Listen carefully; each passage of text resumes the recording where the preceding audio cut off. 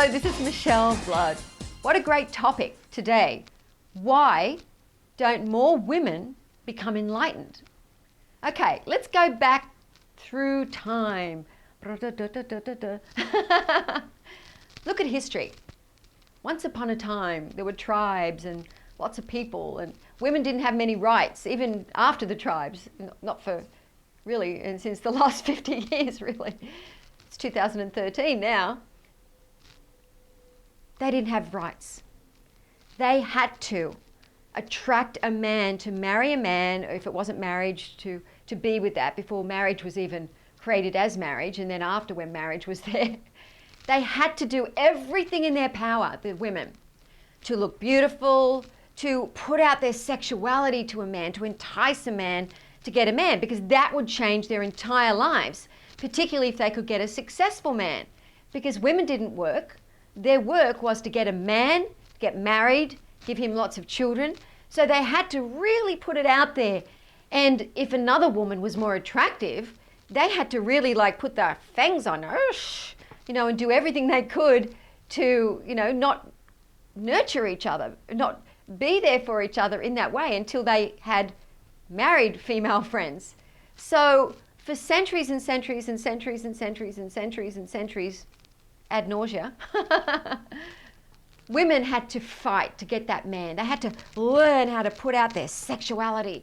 And they had to do a lot of different things to entice the man. I mean, look at us today. Even if you're not that type of person, we're wearing bras, we're wearing pretty clothes, we wear makeup.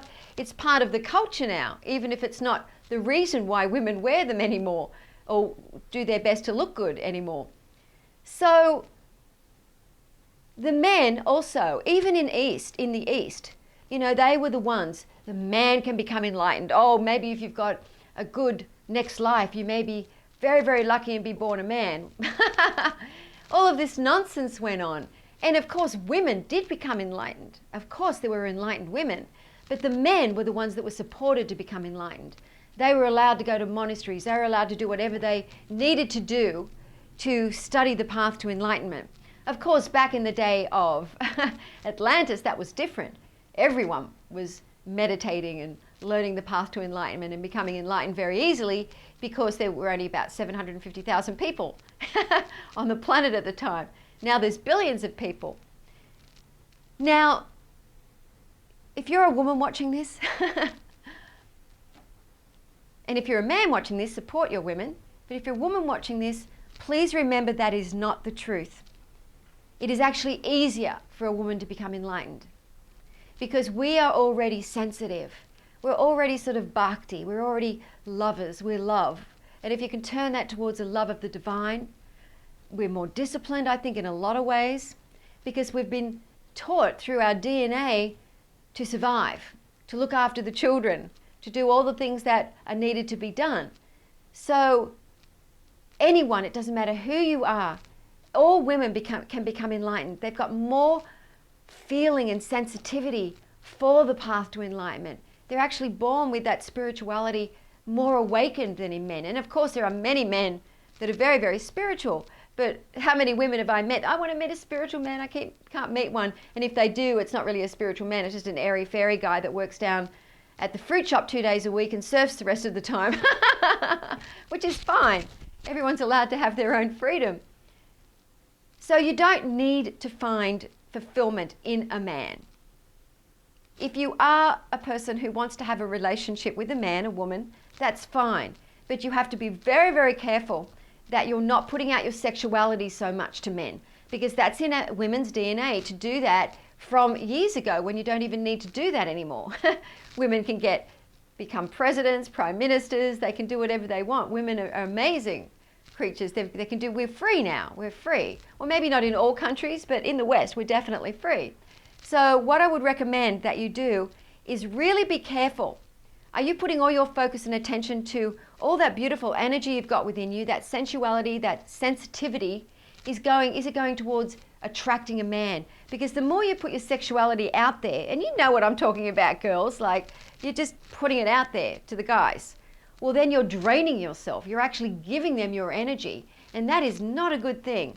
So first of all, stop that. More and more women can become enlightened. My teacher is enlightened. My Kundalini has awakened. There's more and more metamorphoses for us women to go through, become great teachers of this planet.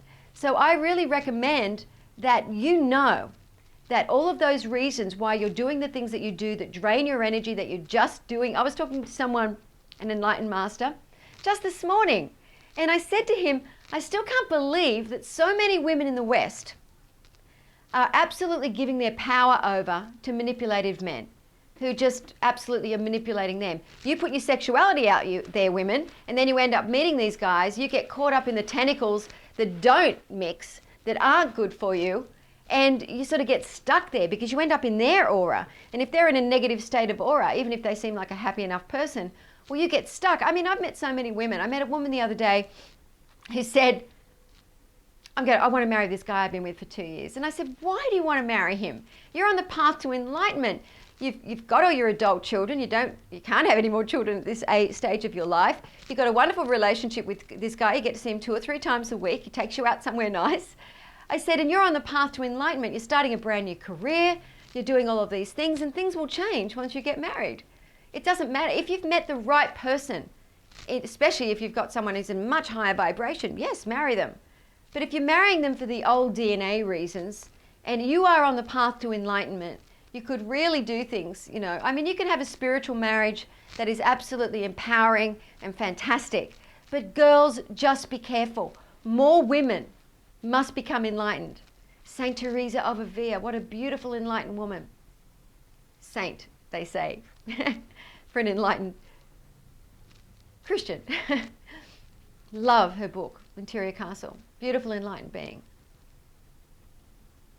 Jesus' disciples, the women, and great Mahasiddhas, they became great enlightened beings.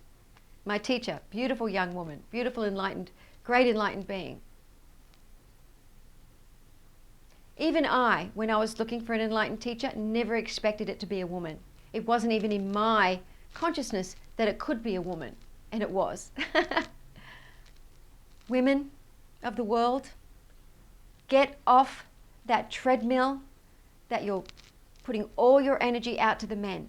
Put it all within you for God, for the divine. Become enlightened, become free. Then you can bring so much joy to this world. And if you really want to go for it, girls, I have a place for you to come to, and that's called the Mystical Success Club. You just go to mysticalsuccessclub.com. Check out the videos and feel if you're in harmony with that. We've got beautiful men and women from all over the world that are members of this Path to Enlightenment Club, which helps you to have success in your life, yes, but it also teaches you deep, mystical, spiritual ways to have those experiences of light. So this is Michelle Blood. You're very loved, girls. Look after that. Look after that love within you. God bless you greatly.